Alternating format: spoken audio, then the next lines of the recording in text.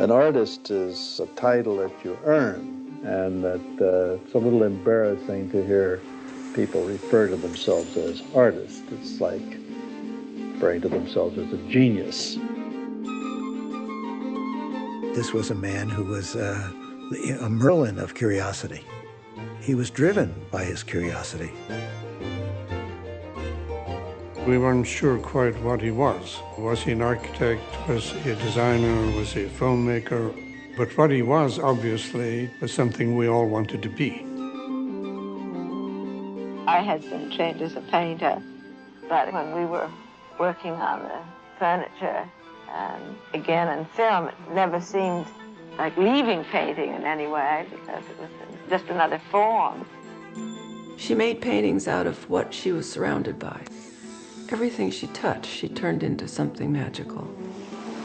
Everything that they did in design, she saw as an extension of her painting. And everything they did in design, he saw as an extension of his architecture. For them, these names like painter and architect, they weren't job descriptions. They were ways of looking at the world. They were introducing people to look at the world differently. Life was fun, was work, was fun, was life. People would say it was childlike behavior, but what's wrong with that? It seems as if put all this joy back in life, you know, that modernism, let's face it, was getting boring. And they just designed the furniture, they'd be in the pantheon. It's the multifaceted nature of the career that is extraordinary. They give shape to America's 20th century.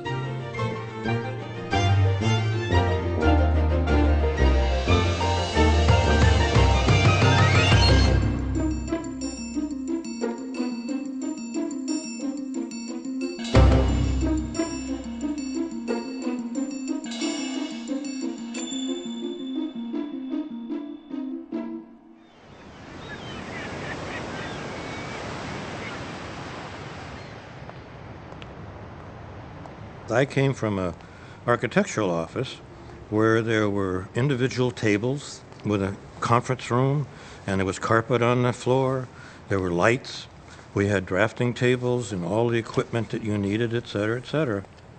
I walk in the Eames office, and it was like walking into a circus.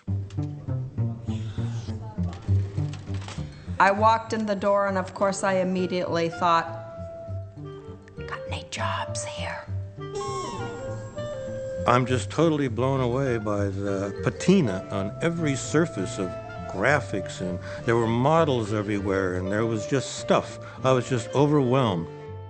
I saw this incredible apparition of animation stands and photographs spread out on tables, models being lit for photography, a screening room, and a wonderful wood shop, saltwater tanks.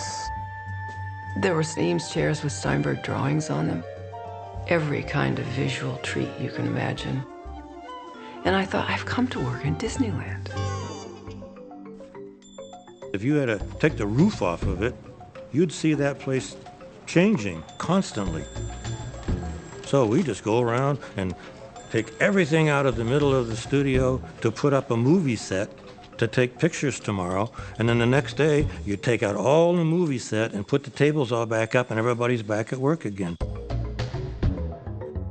It was very informal. I mean, there wasn't ever any kind of routine. There were no, quote, regular meetings. Because I did not have a design degree, many of the people in the office thought I probably shouldn't be there. But Charles had a different attitude. And he said this to me, I can teach you how to draw if you can think and you can see and you can prove that to me, you can work here.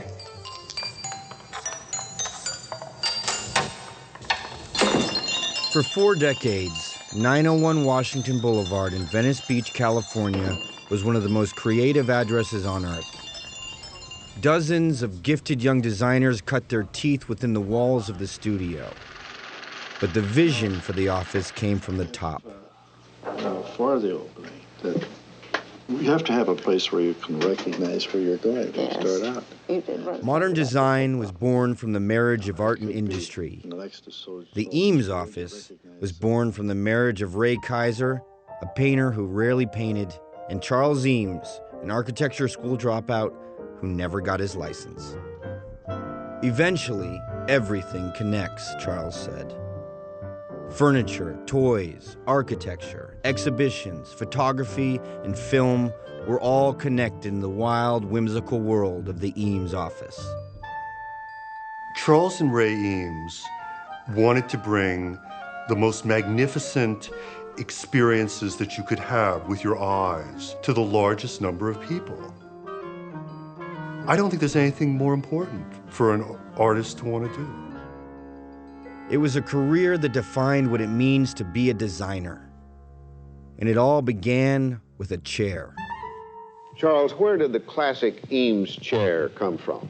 Did it come to you in a flash as you were shaving one morning? It sort of came to me in a 30-year flash. Time magazine called it the greatest design of the 20th century. But it didn't start out that way. It began as a failure.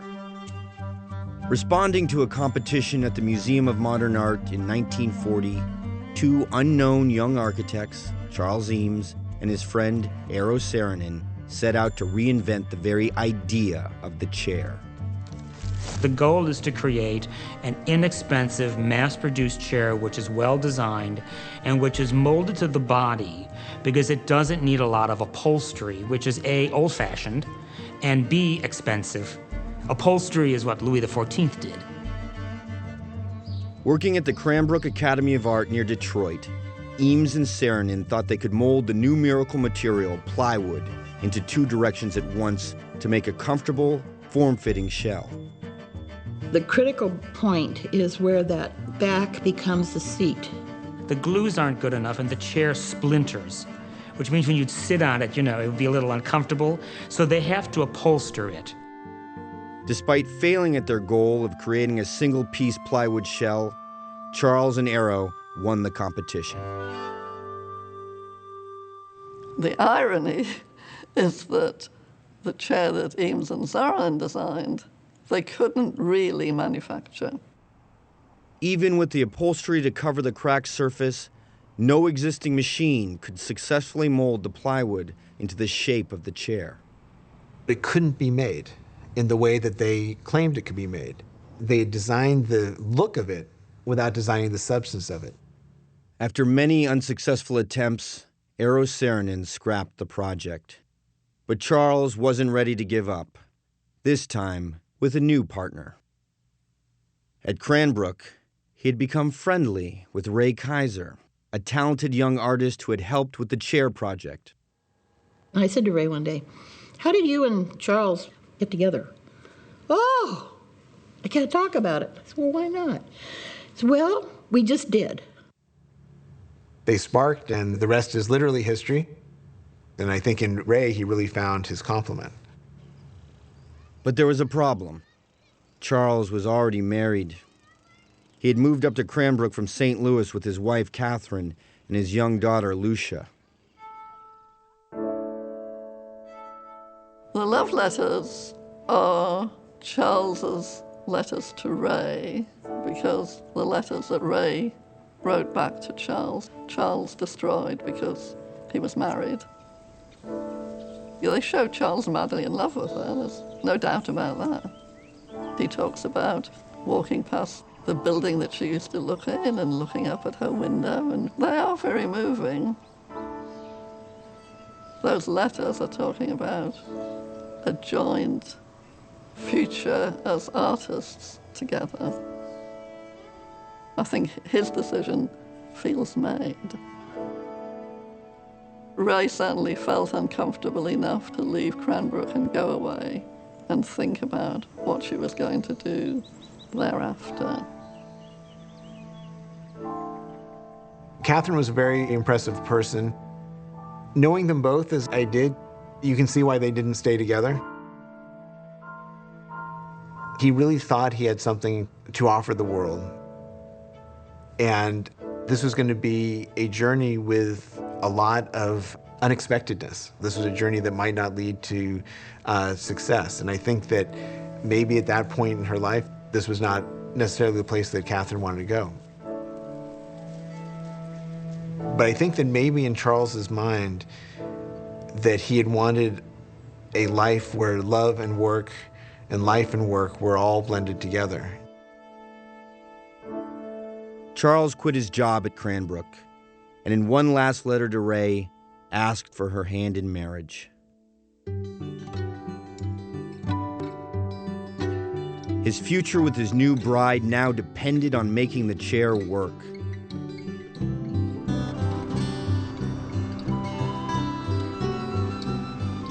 Broke and short on options, Charles and Ray headed from Michigan to LA to finish what he had started. Part of this journey to California was they were both going to figure out how to mass produce molded plywood in compound curves, which sounds very unromantic, but I think it probably was pretty romantic under the circumstances. In their 2-bedroom apartment in Westwood Village, Charles and Ray set up a makeshift workshop. Built the first tool that did the molding, which was so magic. We called it by a magic name. We still called it Kazam. The Kazam machine was a jerry-rigged molding device made out of heating coils and a bicycle pump. But in 1942, with the nation at war, raw materials were scarce, and the Kazam lay silent. But with a setback, there was also opportunity. The U.S. military needed better splints. The standard issue splint was metallic, and so the vibration of the two people carrying them actually would make the wound worse.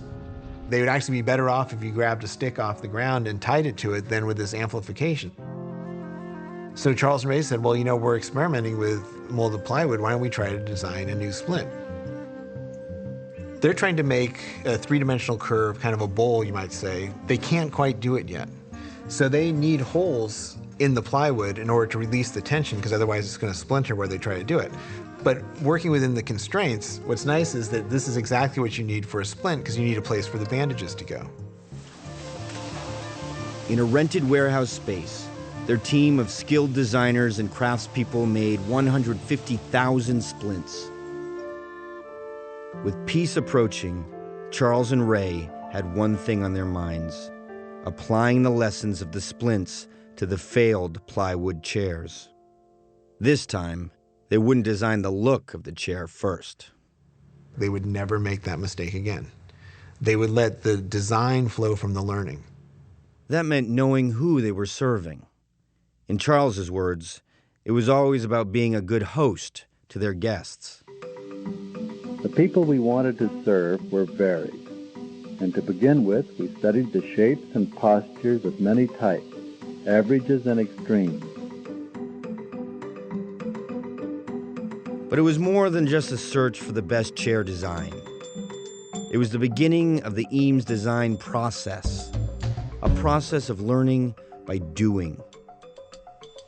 In the design of any structure, it is often the connection that provides the key to the solution. Never delegate understanding, Charles said. It would become a hallmark of Eames design, their secret ingredient. Charles said, yeah, there's a secret. First you have an idea, then you discard the idea, then you have 50 other ideas and you discard them, and then you do several models and they don't work and you throw them out. And the secret is work and work and work and work and work. The plywood furniture was good to go in 1946. Charles said of the furniture, "We wanted to make the best for the most, for the least." That sentiment struck a chord with the Herman Miller Furniture Company. Honest and simple in its use of materials, the plywood furniture was also affordable for the common man. Together, they would become one of the great success stories of the post-war era.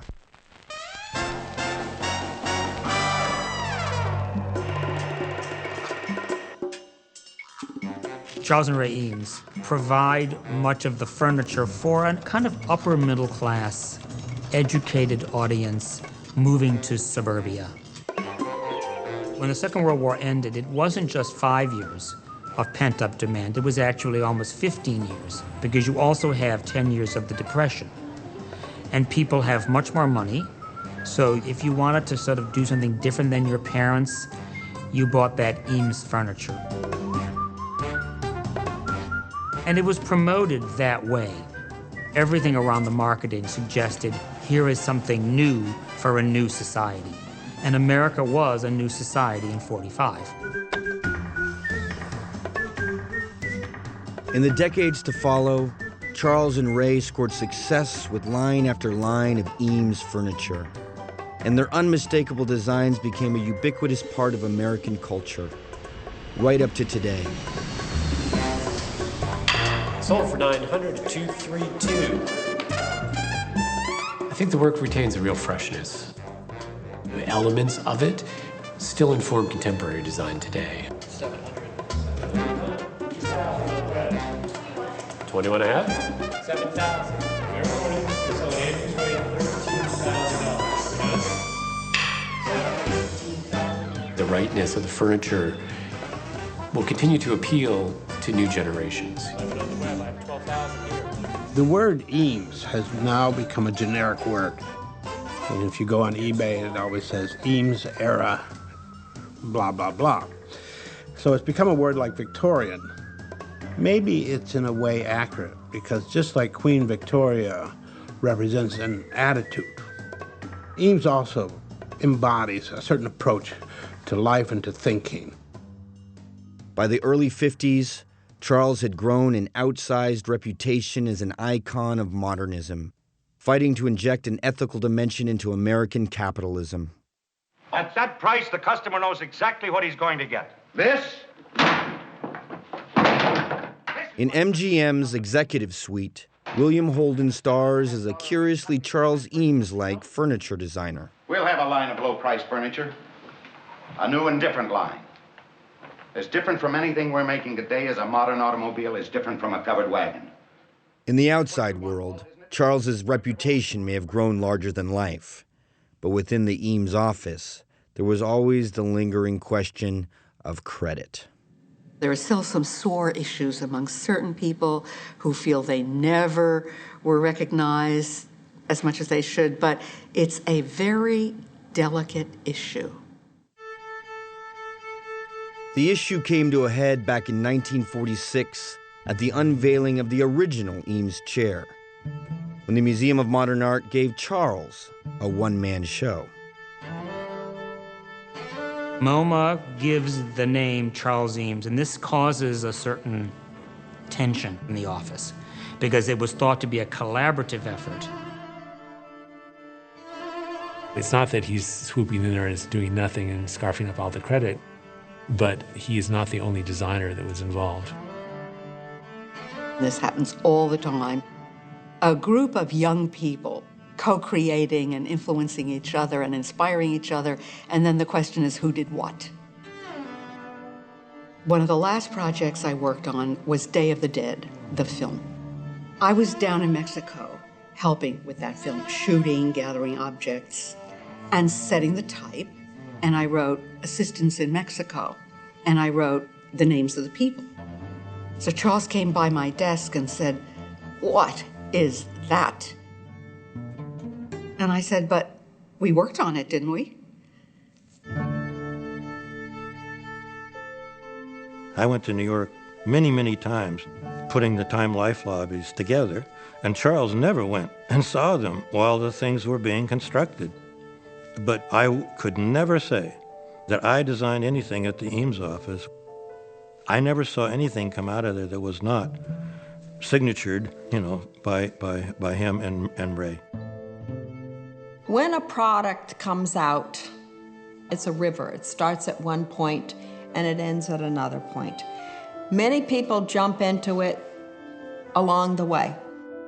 Everybody contributes a small piece, but only if they go on after that to produce a stunning amount of work, I think, are they capable of saying, I did this, this, and this in the Eames office with no credit.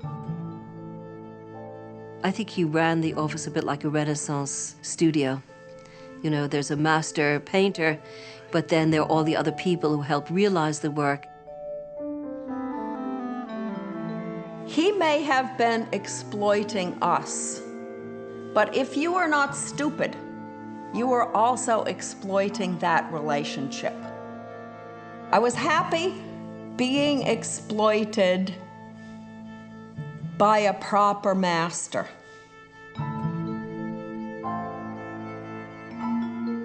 The most wonderful work is the conscience and the talents of a person who have every right to have their name on it, even though it's done by minions of other people. Things good and bad, he rightfully has his name on them, and they rightfully are Charles Eames or Charles and Ray Eames products. Almost always when there's a successful man, there is a very interesting and able woman behind him. And a better case could seldom be found than in Ray and Charles Eames. Come on in, Ray. Hello, I'm so happy to see you. This is Mrs. Eames, and she's going to tell us how she helps Charles design these chairs. How do you manage that? Well, aside from serving as an extreme in the testing, there are a million things. But I think the most difficult thing is to keep the big idea, to be able to look critically at the work. Yes, well, I think Arlene Francis is clearly having a hard time with this husband and wife working together. You know, this is the era of Mad Men, as we're watching now. This is not fitting, and Charles Eames is trying to promote Ray Eames as saying that we collaborated on this. Well, Ray was a painter. Ray worked here in New York with Hans Hofmann for a long time, which is a pretty good start.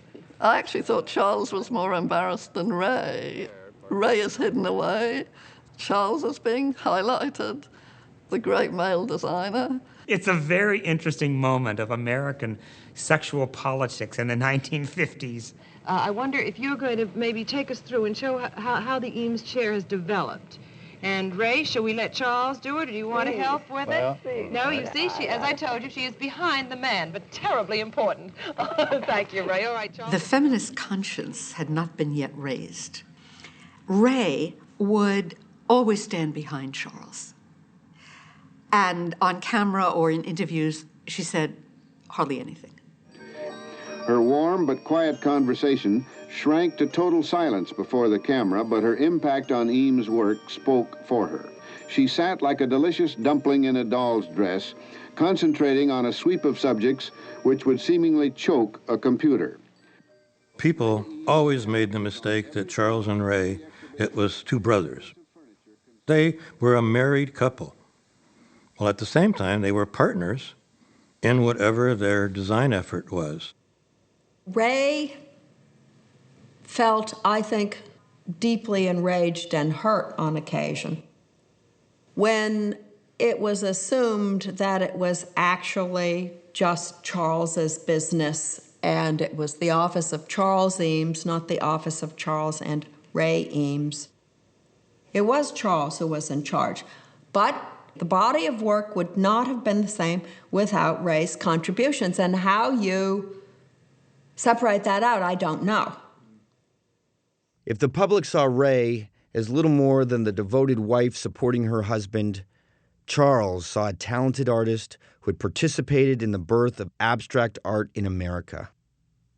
Her mentor was the German abstract expressionist Hans Hofmann. Hofmann is one of the great catalytic figures in American art. He starts a school in New York City in '33 with, at times, no more than a dozen or two students. They together are the seed out of which the new American art really grows.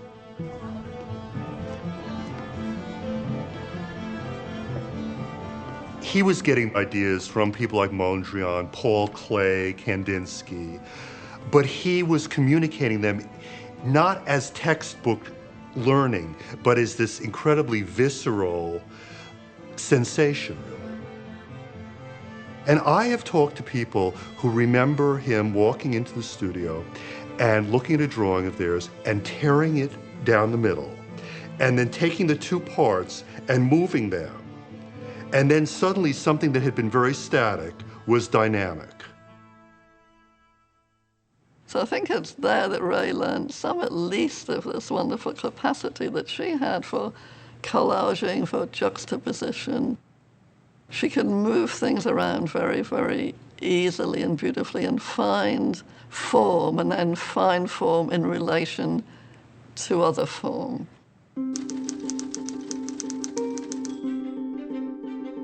Ray knew what was art and what was not. And Charles depended on her aesthetic genius. And she would put objects on shoots that would just bring the whole thing to life. By putting the stack of black wire chairs, naked, with the wooden bird with the little wire legs, gave you a very different feeling about those chairs. Charles could not deal with the idea that any of the furniture would have color on it. If you put a palette of colors in front of him, it's just like he couldn't handle it. It just went over his head. He deferred to her completely on color sense. She saw everything as a painting. She had these enormous eyes that were open like this all the time. And I think Charles was very dependent on that. You could just hear him say, "Ray," which meant come and help. At the Library of Congress, Ray's letters to a traveling Charles show her fastidious attention to every detail of their life and work. When she writes to Charles in Paris, and she's talking about the slides that he's just taken, and she has the sketch showing how she and Sandro and Don Albinson have changed the chair. And then she's going on about the films, and she's going about Elmer Bernstein. And then she tells him all the places to shop in Paris, and where to get his shoes, and where to get her gloves, and what the stitching should be like on the gloves, and how this perfume by Balmain is $55 an ounce here, but it's cheaper in Paris, and please get it for me. It was as if they were one individual with two different special areas. And a lot of it was unspoken. Just eye contact, a nodding of something, an idea that they both would agree on. So that's how you begin to separate their artistic personalities and their contributions. But the separating them isn't the important part.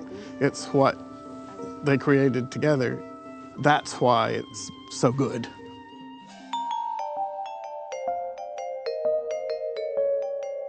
Perhaps the greatest Eames design of all was the image of Charles and Ray. Their playful self-portraits, eccentric dress, and quotable quotes all contributed to the endearing picture of a happy, modern couple absorbed in the challenges of their work.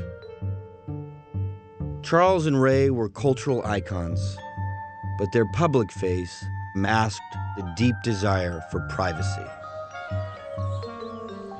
After long hours at 901, they would retreat to the home they built in Pacific Palisades. Charles and Ray were their own community, and we were in the satellite group, and so was everybody else. I had no sense that they were trying to keep out the outside world or anything else. They had created a world and a lifestyle that just required them to go in this tunnel from their house to the work, back home again. So what you surround yourself with and the choices you make about where you live and how you live and the artifacts you have, they're all based upon trying to create a seamless environment and a seamless life. Originally, the house was designed by Charles with Eero Saarinen as part of the influential case study housing program in 1945. But Charles and Ray were not ones to let a good design rest. Charles Eames and Eero Saarinen designed a house that we now call the Bridge House, and it was for this site. It would have cantilevered from the hillside out into the middle of the meadow. One of the ideas of the house was to use technologies that had come out of the war effort, so all the parts of this house were off the shelf. But the Bridge House was never built. After World War II, there were major material shortages, and it took about 2 or 3 years to even get the parts that they had ordered. And in that time, Charles and Ray fell in love with this meadow.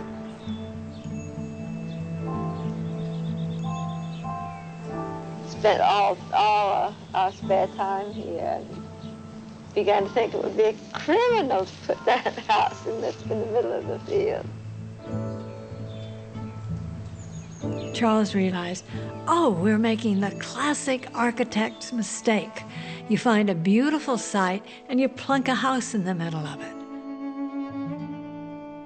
With the meadow in mind, Charles and Ray redesigned the Bridge House and began construction. It was relatively quick because they were relying on some form of prefabrication, of bringing materials to the site and assembling them. On Christmas Eve, 1949, Charles and Ray moved in.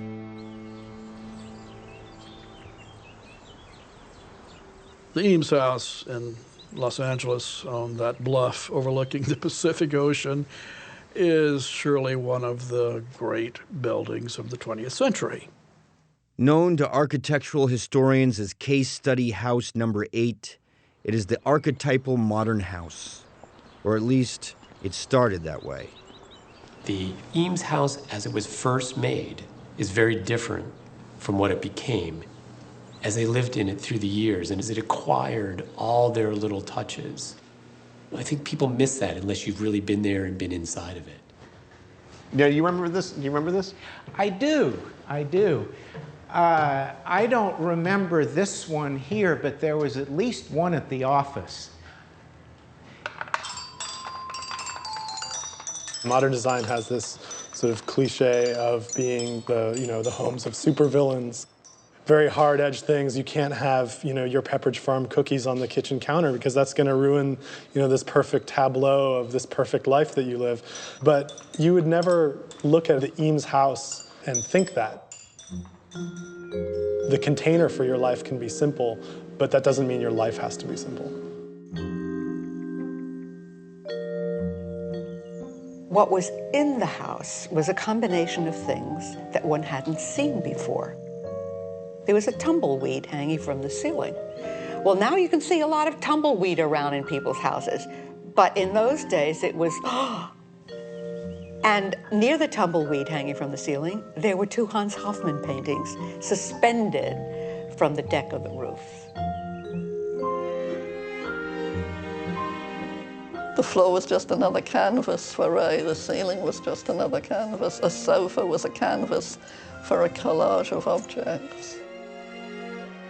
She would have entirely all of her famous blue and white dishes stacked up, but she would have little red hearts or little red accents, and it was all perfect. I went to dinner at Ray and Charles's house one night, and it came to dessert. So what they had arranged for dessert was 3 bowls of flowers that they put in front of you to admire. So it was a visual dessert. I was really fucked off with that. I can tell you. I was really, because I hadn't eaten much, I was saving up for this. So I'm looking at these stupid flowers, I'm saying, what the hell is wrong with these people? So I got in my car and I drove out to the nearest Dairy Queen. Take your pleasure seriously, Charles said, and that's exactly what they did.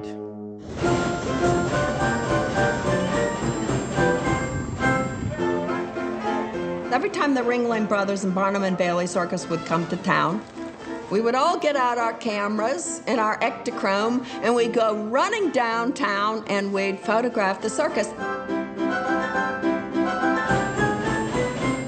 And he said, photograph. What? He said, anything you want to, just photograph. And a couple of people in the audience were there to feed you. It was like a machine gun. Somebody was feeding you the cartridges. And I took a lot of pictures. What impressed him was how everybody knew their place. And sometimes they had 2 or 3 different tasks that they had to do. The circus looks like a free-for-all and is absolutely a model of constraints. And for Charles, this was one supreme example, the performance.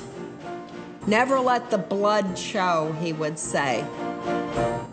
And this went back to his philosophy of no good design, no good performance without restrictions, without restraints, without rules.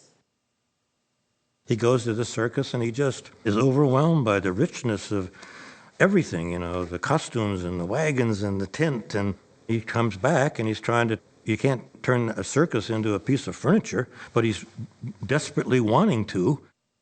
Charles and Ray did not turn the circus into a chair, but they did turn the Eames office into a circus.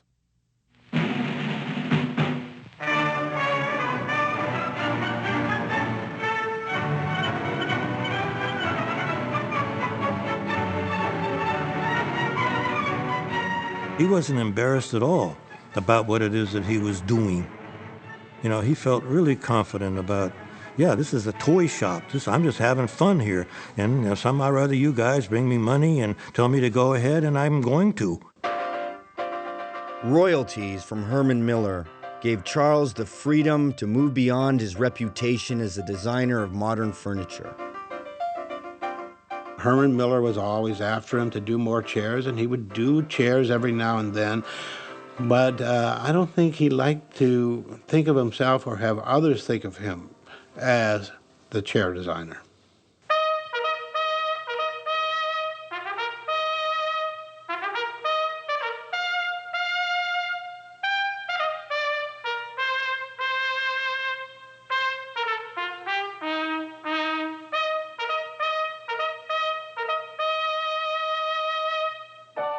I was a film critic, and that gave me an excuse to go down to 901. I fell in love with the whole concept of 901, which is a kind of Renaissance art workshop where they did everything. At the time, he was considered a kind of cutesy, passé little filmmaker, but no one had ever written about the films.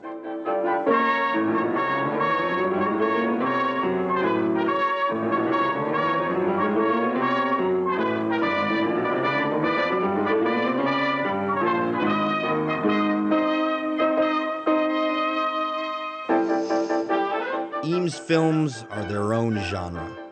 The product not of a film studio concerned with profits, but of a curious mind yearning to communicate the complex beauty of everyday objects.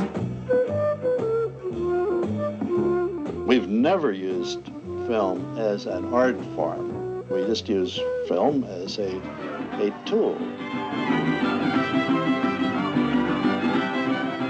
They were, at heart, a kind of mixture of vanity and self-expression. They only had one obligation, and that was to satisfy Charles. Much of our energy is like the guy in vaudeville that has the plates going, and he's intent on getting 30 plates spinning at one time, but part of the process is quickly being aware of the ones that are winding down and keeping them spinning. One of the titles that began to circulate with all the employees was the Eamery, because it was like this place where everyone was driven to work all the time. It was 24/7, 365. Going to the Eames office and watching people at their desks was like watching people take their brains out and knead them like dough. Let's see it. People that came from the outside couldn't believe that this was the way things were done. But it was a delicious agony. It was like a temple for me. Many of us understood very well that we were very poorly suited for employment in certain kinds of jobs. We were very well suited to be there. Charles had a terrible time interacting with people. Several times I hired people, and they would be there like 3 days, and he'd come to me and say, I just can't stand that guy. Get him out of here. And I never did know what it was that he saw in that person that he just could not work with them. I happen to have a sort of an interest in language as a mean of communication, which I like to believe can be simple and direct. Charles, I would say, didn't subscribe to that. No, we have to, the only thing is, Ray, we have to have some sort of a background before we do this, because one sort of begins to His speech wasn't yada, yada, yada, yada. It was stop and go and stop and go. Come on, you let me cut this. Let me. He had this incredible ability to surround every subject with a little cloud of words. We were hoping to. There were several things. There was. You finally got the message at the end of about 15 or 20 minutes of wondering, what the hell is he talking about? It finally dawned on you that he was telling you you were an absolute clown because you did something wrong. This one is going to have something to do with what I think of as the new covetables. He appeared one day at a conference at UCLA, and he started to speak, and it just ran right off the track. Looked up and he said, I'm sorry, I just isn't going to work today. And somebody said, no. So he said, well, give me a minute. So he put his head down, and everybody waited. And it took about 2 minutes, and he raised up, and he just took off. Boom. Reams of paper.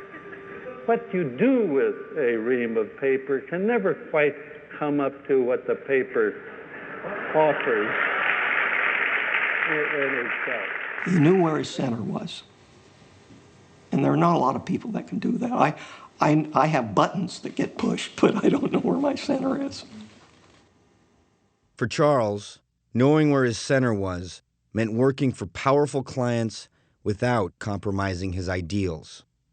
And making a film to represent the United States in communist Russia in 1959 would put that philosophy to the test.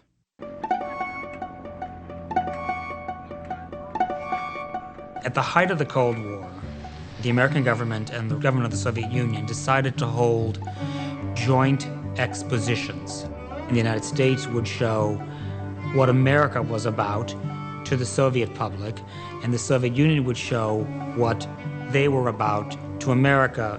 And one of the centerpieces were a series of American kitchens, and it was there that Khrushchev and Nixon had their so-called kitchen debate.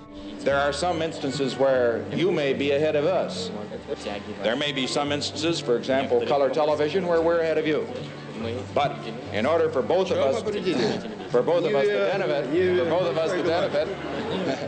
But the U.S. Information Agency decided that they had to show Russians more about America than just cars and household appliances. The idea is that Charles and Ray will make a film about life in the USA, glimpses of the USA. How could you make the world, as we see it in the United States, how could you make it really credible to an audience like that? We could have shown the greatest freeway in the United States. If we'd shown one picture and it had gone, they would say, you know, they've got a great freeway interchange, but we've got one at Minsk, and we're going to build one at Smolensk, and we'll have two, and they have one. But in the redundancy of the multi-image technique, in something like 12 seconds, I think we showed 120 freeway interchanges. People were sent all over the country, friends were called to take images so that it looked nationalistic.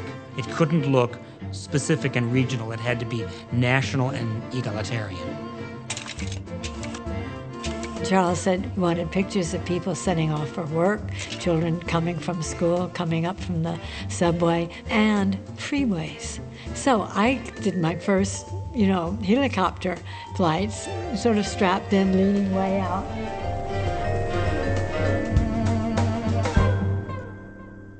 I think the State Department had sort of envisioned having lots of troop marches, and Charles said he'd do the film, but he didn't want to have it reviewed before it was shown. The government really didn't have any idea what was happening. We would have these showings for the guy who would represent the government coming out.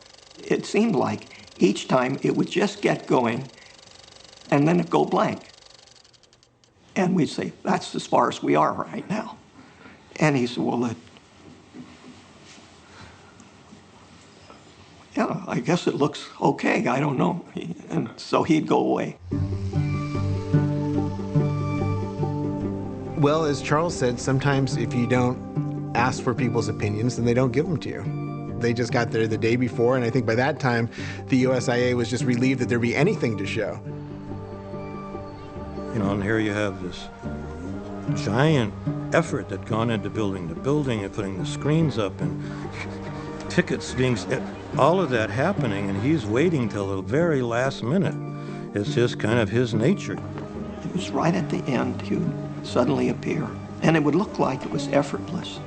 He'd say, this is just a little something we've been doing, and there'd be blood all over the floor from the thing, When we look at the night sky, these are the stars we see, the same stars that shine down upon Russia each night. We see the same clusters, the same nebula, and from the sky it would be difficult to distinguish the Russian city from the American city.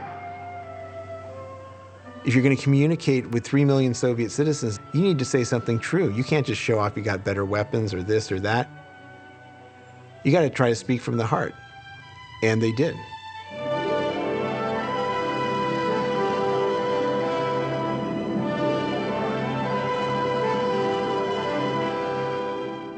Was it propaganda? Goodness, yes. Have you seen it? Yes, it's selling the US, and it's selling, I think, a very sanitized USA.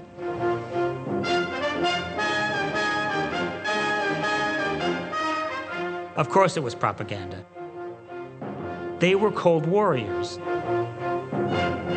The difference is I believe they genuinely believed it.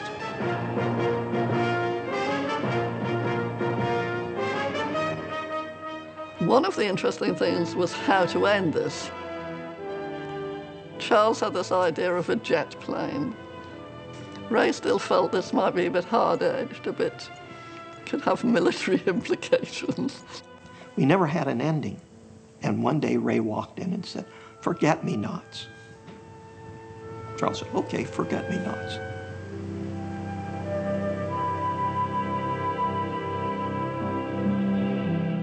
Forget-me-nots, the universal symbol of friendship, translates directly into Russian, "Nie zabudki," forget-me-not. They described Nikita Khrushchev with tears running down his cheeks. So you have this wonderful sort of double ending of the simplicity of the flower, but then this forget-me-not. And it worked like the best Hollywood movie. The Moscow show made Charles and Ray newly famous, not as designers of furniture, but as communicators. Communicators who used images rather than words.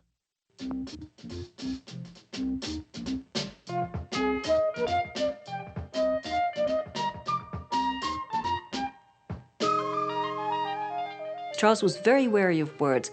It's not about writing a script, it's about a sequence of images that can tell a story. In the Eames film Tops, there are no words, just pictures. In a way, the film is a kind of an essay about the nature and meaning of a top. In the beginning, it's all about winding up getting started, putting it together, assembling the materials. And then it's about throwing them, seeing how they work, what they do, how they dance, how they spin, how they sing, whatever it is that their meaning is. But then you come to one moment where there's an architectural plan on the tabletop, a blueprint, and what spins is the thumbtack. And you realize you have suddenly gotten directly into the essence of what it means to be a top. Things have meaning, things have personality, things express ideas. Many designers were and still are happy with the manipulation of objects. He was only truly deeply happy manipulating an idea. Beginning in the 1950s, the idea of the computer triggered fear in the minds of Americans. People were seeing computers and there was a worry about them. And this notion of the electronic brain feeds into fears that we're going to be taken over by machines. At the time, computers were synonymous with just one company, IBM. What was IBM's product? Big vacuum tube machines, huge room-sized machines, building-sized machines, so that the average individual was feeling this is an alien science fiction type invasion of my privacy. How do you combat that? IBM turned to the Eames office. To overcome the computer's PR problem, Charles and Ray set out to humanize it. Properly related, it can maintain a balance between man's needs and his resources. It's done in this, what to us today looks really corny. These are information. But at the time, this was thought to be radical to do a film for a science company like a cartoon. Something has now emerged that might make even our most elegant theories workable. And you go from the abacus, as human problems become more complex, people invent more complicated machines to solve those problems, and the culmination of that is the computer. This is a story of a technique in the service of mankind. It's not going to take over the world. It's not going to be robots. It's the logical evolutionary progression of man developing products to solve problems. Charles's visionary interest in computers helped to bring IBM into the Eames office stables. But it was not expertise that made Charles and Ray indispensable to the rapidly growing company. You sell your expertise, you have a limited repertoire. You sell your ignorance, it's an unlimited repertoire. He was selling his ignorance and his desire to learn about a subject. And the journey of him not knowing to knowing was his work.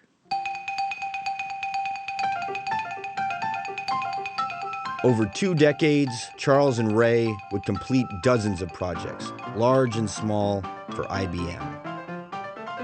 But perhaps the most bold was their pavilion for the 1964 New York World's Fair. A 1.2-acre experimental space celebrating the role of computers in everyday life.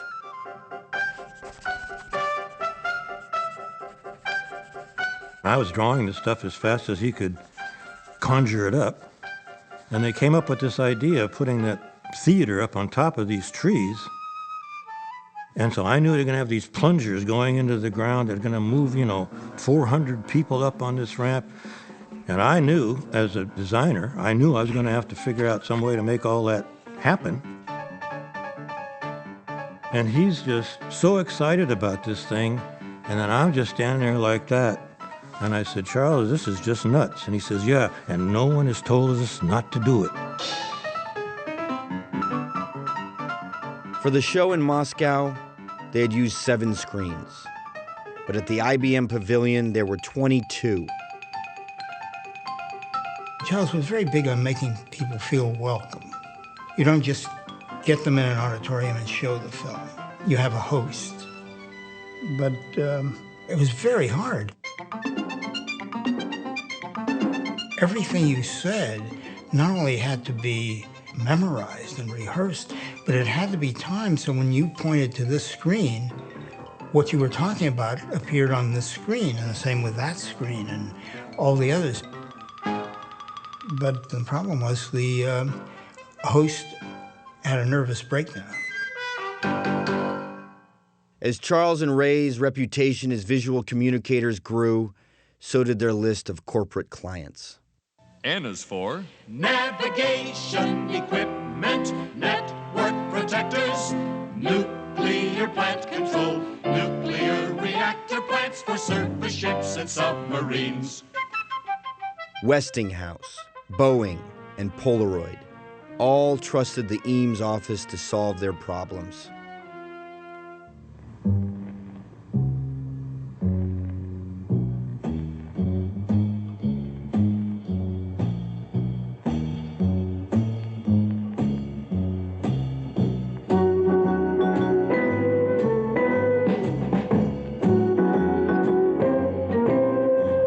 When the office was hired by Alcoa to show off the uses of aluminum, they built a solar-powered do-nothing machine, which did exactly that. That was in the golden years when the heads of corporations would speak a chair away from the designer. So that if you needed to talk to somebody, you talked to the decision maker. You didn't talk to a manager who talked to a director, who talked to a chief director, who talked to a vice president, who talked to a senior vice president, who talked to an executive vice president, who was allowed to talk to God. Almost never was there a dissenting voice. We trusted his decision-making entirely. So his freedom to do and to explain and to conceive and execute was almost unparalleled. They didn't have contracts. They had a handshake. All those huge projects were done on a handshake. We're going to give you the best product, but we can't tell you what it's going to cost. And for IBM, and for Polaroid, and for Herman Miller, it was okay. And for Charles, these gentlemen's agreements went both ways.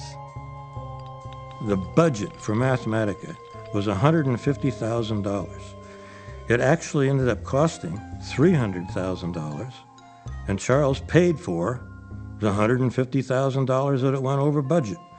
So the whole thing about what things cost and trying to keep it within the budget and meet the clients, he didn't care about it. He cared about it, but he couldn't stop himself.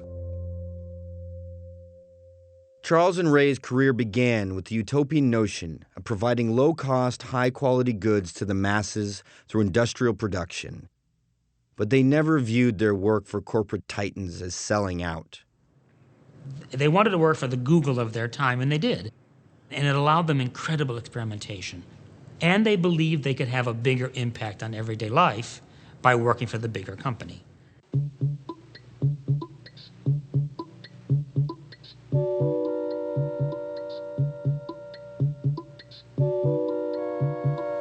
IBM shared Charles's concern that American kids were falling behind in math and science. And as usual, they gave the office free rein to address the problem. Maybe, Charles felt, a film could help. We begin with a scene 1 meter wide, which we view from just 1 meter away. Now, every 10 seconds, we will look from 10 times farther away, and our field of view will be 10 times wider. Powers of 10 would become the best known of all the Eames films, viewed in countless classrooms and copied freely by filmmakers around the world. Everyone has seen Powers of 10.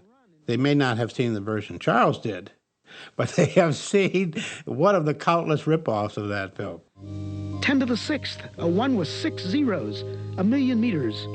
Soon the Earth will show as a solid sphere. Nobody had done a movie like that. We're able to see the whole Earth now. How can you fail doing a cosmic zoom in and out from all that is? And so the concept is all by itself mind-blowing. The trip back to the picnic on the lakefront will be a sped-up version, reducing the distance to the Earth's surface by 1 power of 10 every 2 seconds. This excessive information, dizzying information. 10 to the 9th meters, 10 to the 8th. Like in a chase sequence in a movie, everything is going by so fast, it forces the observer to choose the information that's truly important, which is the car or the person that is running away from you, i.e. the idea. 1. We are back at our starting point. Eames was aware that, in fact, that this was somewhat dizzying and it wasn't possible to get all of this information across in a single viewing, and that was fine. What he probably didn't know was that he was also looking into the future of audiovisual perception. The pace at which we receive information today is as fast as he was doing back then. As a single proton fills our scene, we reach the edge of present understanding. As time went on, Charles became more and more and more interested in ideas, especially science and mathematics. Ray was less engaged. I mean, I am no mathematician, and I am not an architect. I haven't had certain training, so I just try to help in the way that in any way I can. I don't stop to think whether I can. I just go as far as I can. And if I can't, I can't. I think Ray may have suffered from a feeling of marginalization because some of those last projects were heavy on ideas and not as heavy on the kind of visual richness that was Ray's forte. She's no longer as instrumental in the entire thing. She can apply an aesthetic, she can dress a set and so on, but she's no longer as central. Ray's exquisite taste, her eye for form and color, made her indispensable to the office. But it could also be a terrible burden.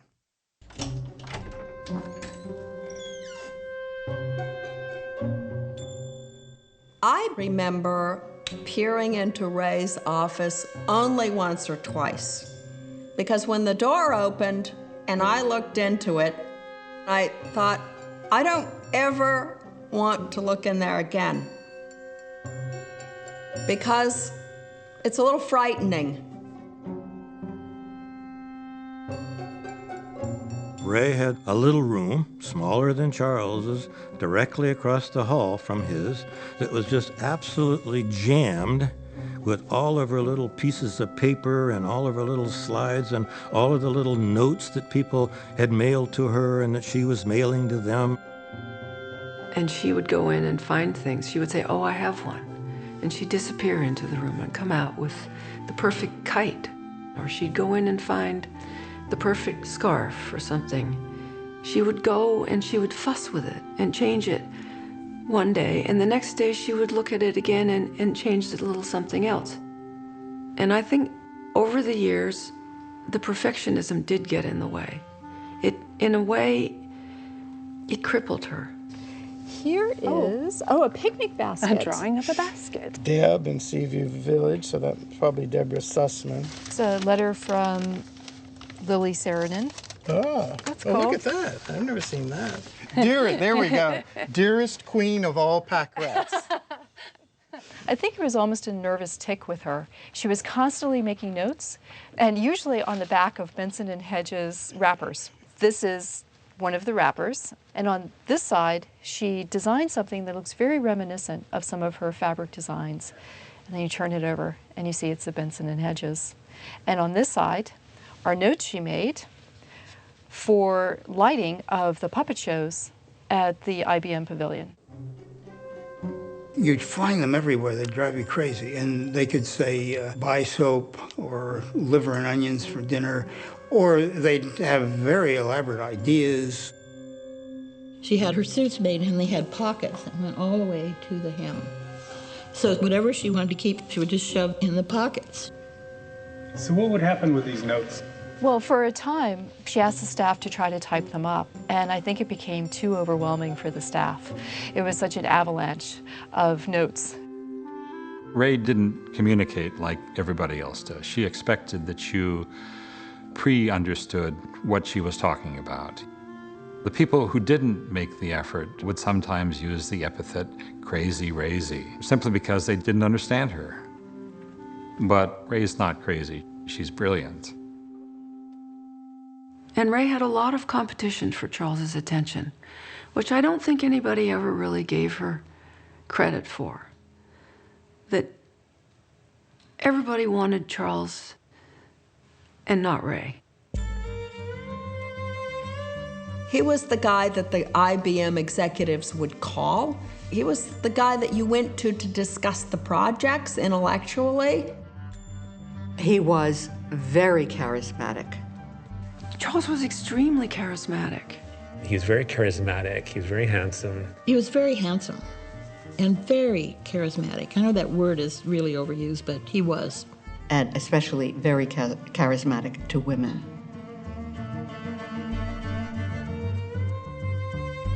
He reminded me of Henry Fonda. And I met Henry Fonda one time, and I told Henry Fonda this, that I thought they looked alike, and he said, that's a compliment. I mean, he had this dimples, and he, aw shucks kind of guy. He was handsome and smart and cool. So, you know, that's a kind of lethal combination. It was the vision, it was the personality, it was the charm, it was the unexpected, it was the person. This is just a small selection of letters that I went through to find things that pertain particularly to the work. In the next few weeks, I must pull together a preliminary film for the Franklin and Jefferson show.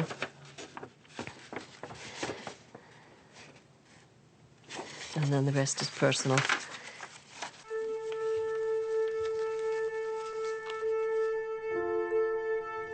I think their marriage, it was a mystery to everybody in a way. They were emotionally extremely bonded, but he found excitement and thrills outside of Ray and outside of the office, which was really crushing to her.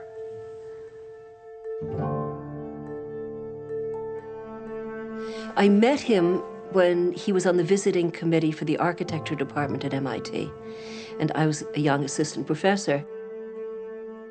Charles said, let's experiment with some films on art.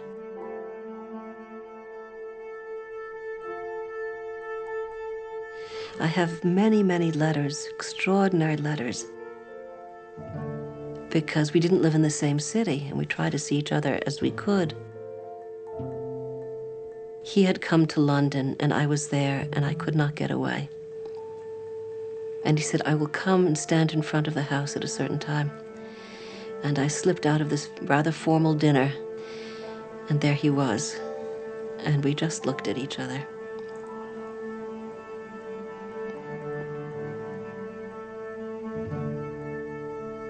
And we had a very profound love for each other.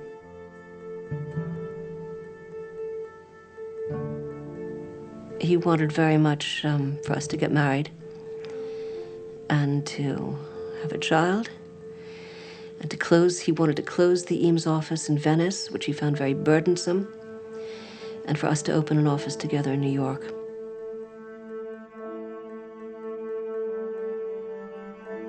And I made a decision, and I don't know if it was the right decision, that I couldn't do it to Ray, because I had a friendship with her, but above all because they had been together so long and I knew how much she depended on him. And I said, I can't do it.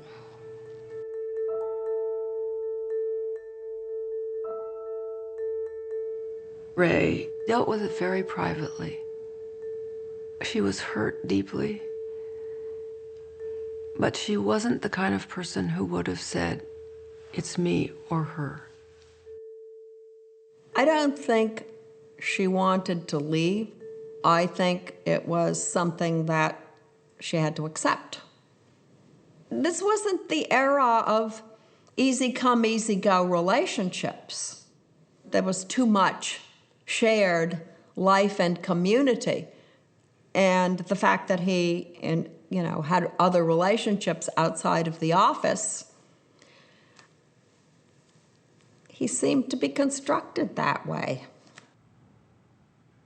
But there is a position that I think is nonsense, which is to say that because Charles was having a relationship with somebody else, that he couldn't then carry on a collaboration with Ray. I mean, that clearly didn't happen. In fact, Charles and Ray were about to collaborate on the largest, most complex project the office would ever undertake.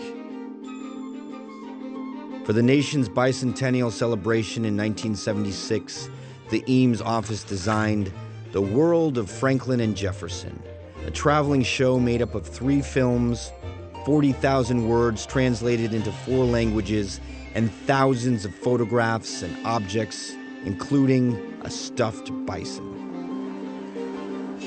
When Franklin and Jefferson opened in Paris, it was seen by 50,000 people in 2 months.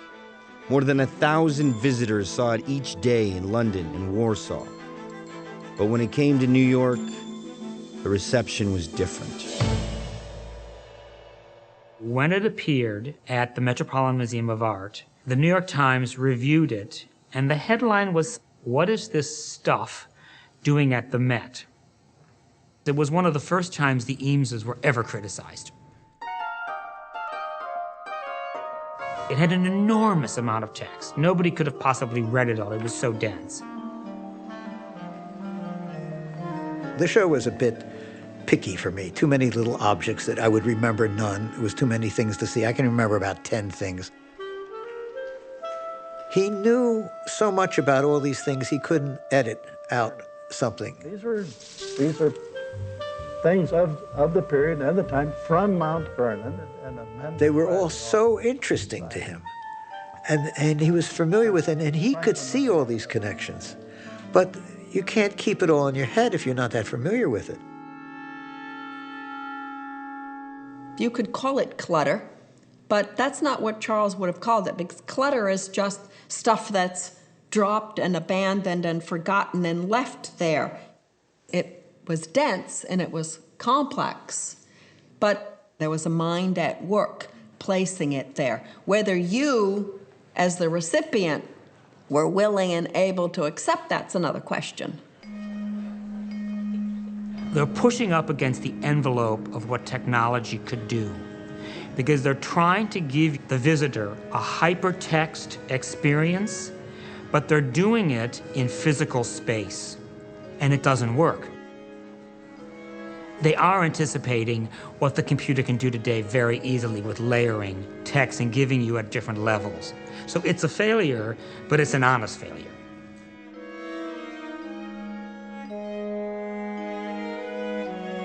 The criticism of Franklin and Jefferson hit Charles hard. The Franklin and Jefferson show was an exhausting show because it was huge. And I think sort of the machinery of doing that was just tiring. I saw Charles at his happiest when he was getting to do a lot of photography. And he was very engaged directly on the creative process of doing the photographs, which led me to the idea that maybe he felt he was missing something, because he had had to transition to more of an executive position at the office. It was very hard for him because he didn't really have a successor. And for the years that I was there, he was always looking for the perfect person. It was a battle. One day with the IBM representative, Mike Sullivan, and Mike said, "Why don't you shut this down?" And he said, "I'd like to." And Sullivan said, "What would you do?" And he said, "I'd just travel and shoot, But he said, "I don't know what to do about Ray closing the office." He was tired. And I don't know if it was his heart, but he was cold a lot. I brought him one morning. It was a Saturday morning, and I made applesauce cake or something, and I brought it to the office, and I handed it to Charles, wrapped in tinfoil, and it was still warm, and he took it and pressed it to his chest. And he was thrilled to have that warmth just sort of on his chest.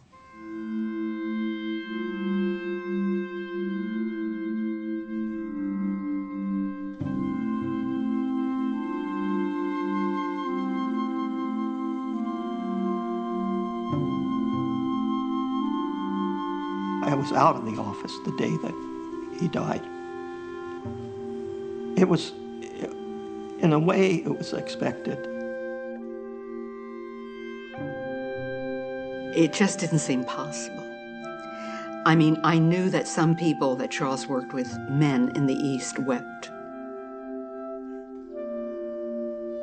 He was such a dominant force in the lives of designers that it was like there was suddenly a big empty hole.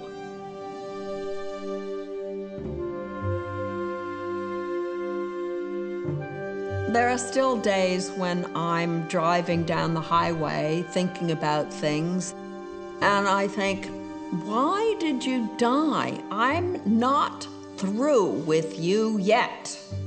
I haven't finished asking you the questions I wanted to ask.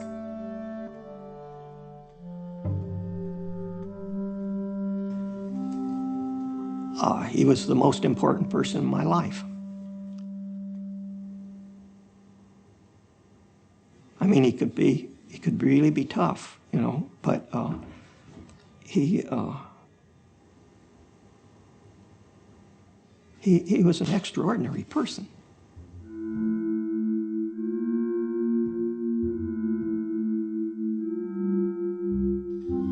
After Charles died, suddenly Ray was the head of the office. She gathered everybody around and she talked about her goals and what she wanted to do and how she needed our help. And it was really very powerful because she had never done that before. But she felt this huge burden about carrying on the name and carrying on the office.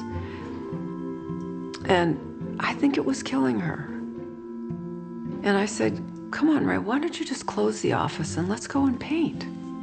And she said, no, that's all in the past. I can't do that anymore. Without Charles, activity in the Eames office dwindled until it was time to finally close 901. Ray focused on the painstaking work of cataloging the voluminous 40-year output of the Eames office. Nearly 350,000 photographs and 500,000 documents had to be organized for shipment to the Library of Congress.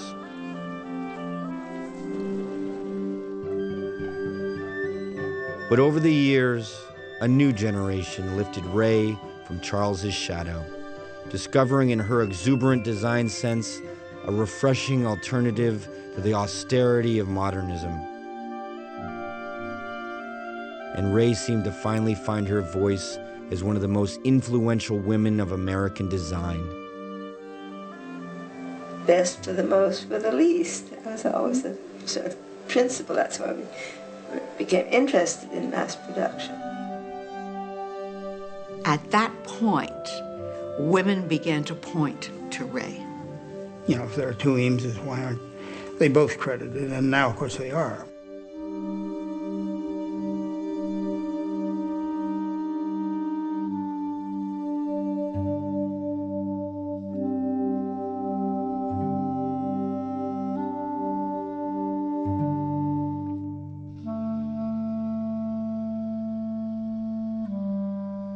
She kept saying in the hospital, what day is it? And I would say, it's Wednesday the 18th.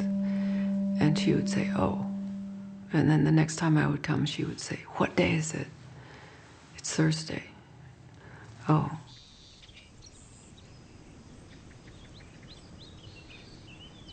I think she wanted to die on the same day as Charles because it sort of symbolized their being one.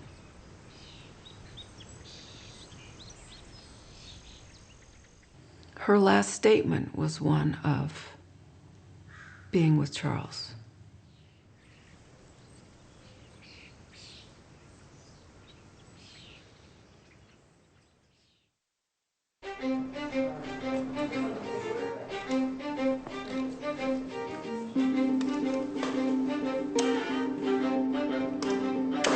This guy and that guy could trade places. There's probably an Eames chair literally in every single issue that we've ever published. You know, you could go from the DAX to the DSS to the LCW. You know, you get this whole range. Clockwise, just a little. I mean, just a little. Yeah. The furniture still has a quality that every young designer is searching for because of the amount of thought that's been put into it by everyone whose hands touch the project. I think you see that optimism of the American spirit in their design. They provided just a great blueprint for how we could live our lives. What furniture designers ever have produced 40 to 50 pieces of furniture that have been in production for 5 decades? But the other thing is the shared joy, that aspect of play. No one else, I think, had that combination of the pragmatic and the aesthetic. 7? They love to say, we don't do art. We solve problems. It's the process. It's how do we get from where we are to where we want to be. Grasp the rear of the viewfinder, Cap. Charles and Ray were always looking to the future. They weren't sort of sitting around telling war stories about organic furniture. What they were doing is like, what's the next thing? They were there for the major moments in American history, and they were really pioneers of the information age. The visitor can try out the computer as a carrier of information. The breadth of the work is extraordinary, but there is also a unifying theme of beauty and a desire to reach a broad audience. So if it was pulled forward a little bit, it would. Every designer owes them some amount of debt, but at the same time, part of that debt should be to kind of take what they did and move beyond it.